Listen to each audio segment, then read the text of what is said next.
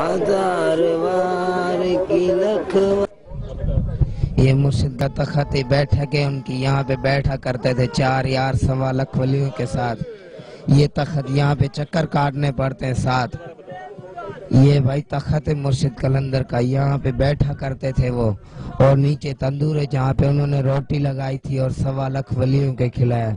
और नीचे चिल्ला है जहाँ से सरकार मदीने गए वापसी है और 40 साल चिल्ला काटा है। और मौला अली 7 चक्कर लाने पौंदे, जेड़ी दिल दी मुराद होंदी इत्थे पूरी थिंदी है। इत्थे 7 चक्कर कट के इत्थे बह के दुआ मंगे बैड़ा ही पार। इस सरकार दा तख्त है, पंजतन पाक दी जगह है, इत्थे बह के दुआ मंगने ने। जिन्हों भी मुराद देनी है सरकार दा झूला पे इत्थे मुराद पांदे जांदे ने। ए तख्त है तले तंदूर है जिथे सरकार ने 1 रोटी लाई 1.25 लाख वलियां नूं इत्थे दावत दित्ती सी। और तले सप है जिन्हों सप नूं सरकार ने पत्थर बना दिता है।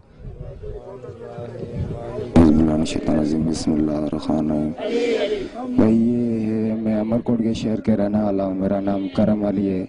मैं अमरकोट के शहर के रहने वाला हूँ, मेरा नाम करम अली है। मैं भी वहाँ से आया हूँ इधर। ये इमाम बारगाह है, अली का आलम लगा हुआ है। यहाँ बैतुल्लाह का गिलाफ चढ़ाने वाले अल्लाह का जिक्र करते हुए आते हैं और वहाँ दरबार पे चादर चढ़ रही तो ढोल पीटते हुए नाचते हुए आते हैं। ला हौला वला कुव्वता इल्ला बिल्लाह। और ये सारे काम करके फिर भी मुसलमान होने के दावेदार हैं। सही बुखारी में है, रसूलुल्लाह सल्लल्लाहु अलैहि वसल्लम ने फरमाया, अल्लाह रहम फरमाए उम्मे इस्माइल पर, अगर वो जमजम को यूं ही छोड़ देती या जमजम से चुल्लू भर पानी ना भरती तो ये एक चश्मा बहता जाता। हाजियों के लिए अल्लाह की रहमत, ये जमजम का पानी है या नहीं, जिसके बारे में मेरे आका ने कहा था माउ ज़मज़म लिमा शुरिब लहू। जमजम पीते हुए जो मांगोगे अर्श वाला तुम्हें अता कर देगा। लोग जाते हैं हज करके वापस जाते हैं, जमजम का तबर्रुक लेकर जाते हैं और वहां पर मुल्कों में आकर पहला सवाल होता है मक्के से अगर जमजम लाए हो तो हमें भी दे दो। ये जमजम वाक़ई पानी है। माँ आयशा फरमाया करती थी कई महीने गुजर जाते, मोहम्मद के घर में चूल्हा न चलता। साहिल कहता माँ गुजारा कैसे होता? कहा 2 काली चीजों पे खजूरें खा लेते और जमजम पी लेते। जो जमजम गज़ा भी है, शिफा भी है अल्लाह की रहमत से। लाल शहबाज कलंदर के हाजियों ने जमजम का भी पूरा मुकाबला किया है।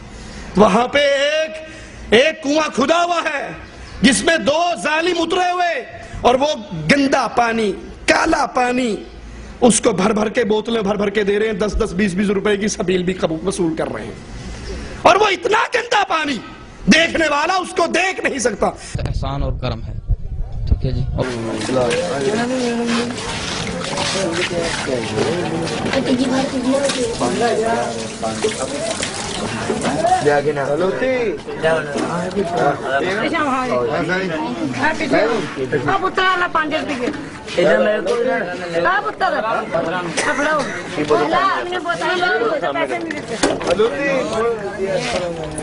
चलेगा मर गया है तुम्हारे, ये ले जाओ ये ले जाओ ये ले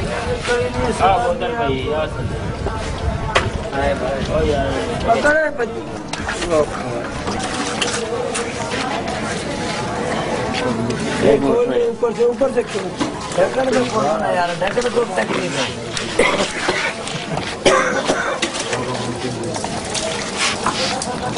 नजराना भाई नजराना मगर नजराना भाई मुझे तंजरा गया जो बाबा जी को खा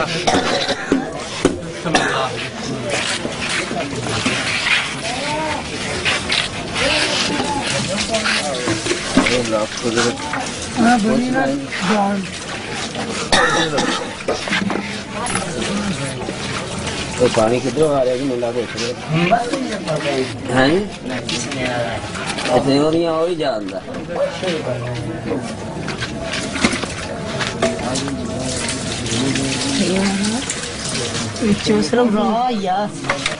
बाँ भरी होते ऐसे थोड़ा आते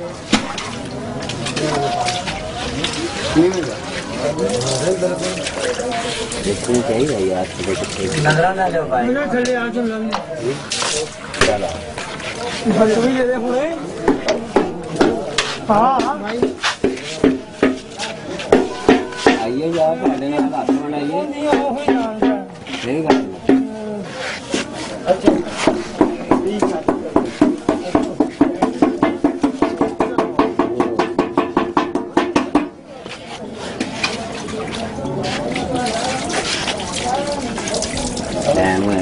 anh còn cái này là trui mà đây là anh cho giờ sao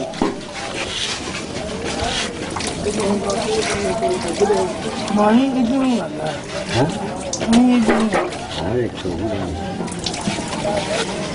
अब भाई तुसी भाई बहुत यार अब है भाला नारी दे भी जा रहे हैं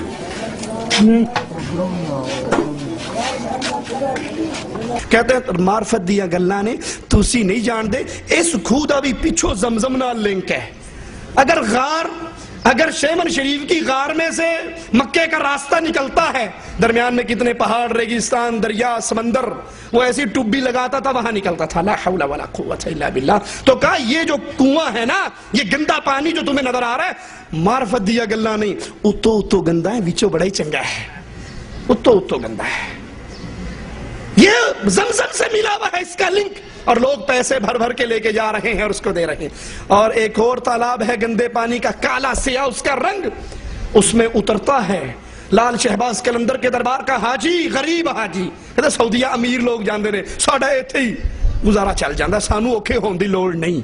वो हाजी उतर के उस गंदे पानी से अपने ऊपर डालता है और काला सिया गंदा जोहर का बदबूदार पानी होता पहले ऐसे डाल फिर होता साबुन ला फिर जाके उधर ना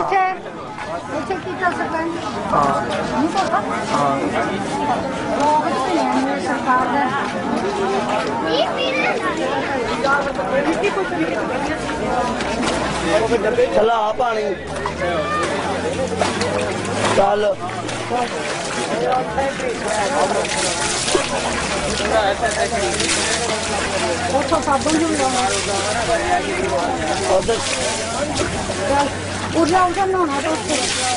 मिट्टी कितने मिट्टी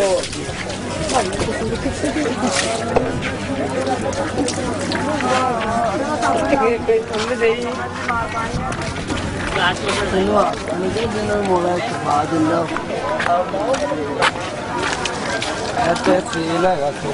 ऐसे सरकार ने तेल ला के सरकार ने मार के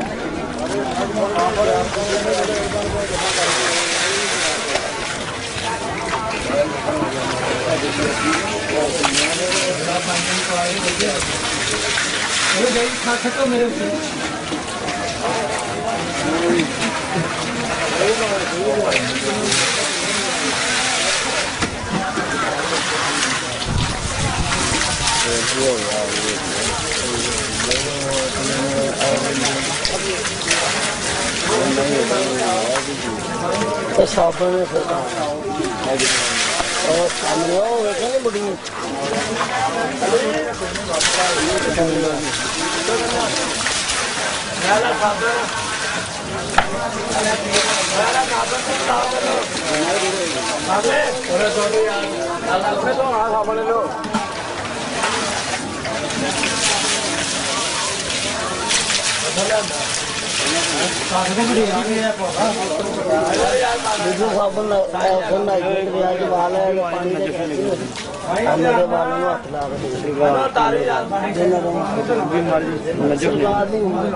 साबुन पानी